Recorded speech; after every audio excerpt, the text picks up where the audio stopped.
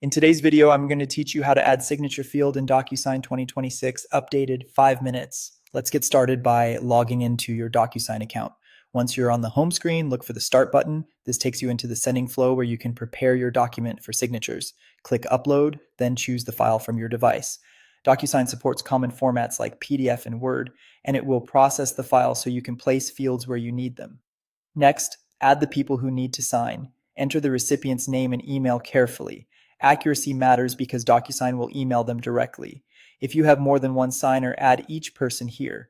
You can adjust sending order later, but for now, focus on getting their details correct. Add a short message to explain what the document is and what you're asking them to do.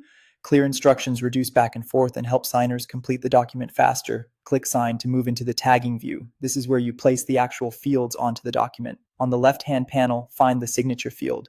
This is the standard signer field that captures a legally binding electronic signature. Drag the signature field onto the page and position it exactly where you want the signer to sign. You can zoom in for precision, use the field handles to resize, and align it with any signature line on your form. If your document has multiple recipients, make sure each field is assigned to the correct person.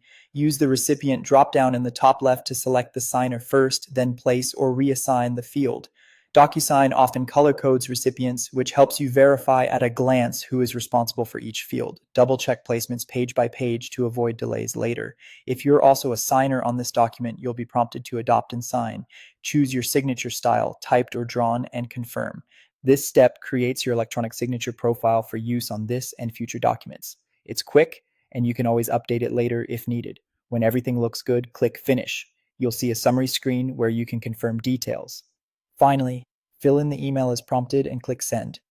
Docusign will deliver the document to your recipients, track the status, and notify you as each person signs. You'll receive a confirmation once all signatures are complete, and a copy of the finalized document will be available in your account. That's it. You've added a signature field in Docusign and sent your document for signing efficiently and correctly.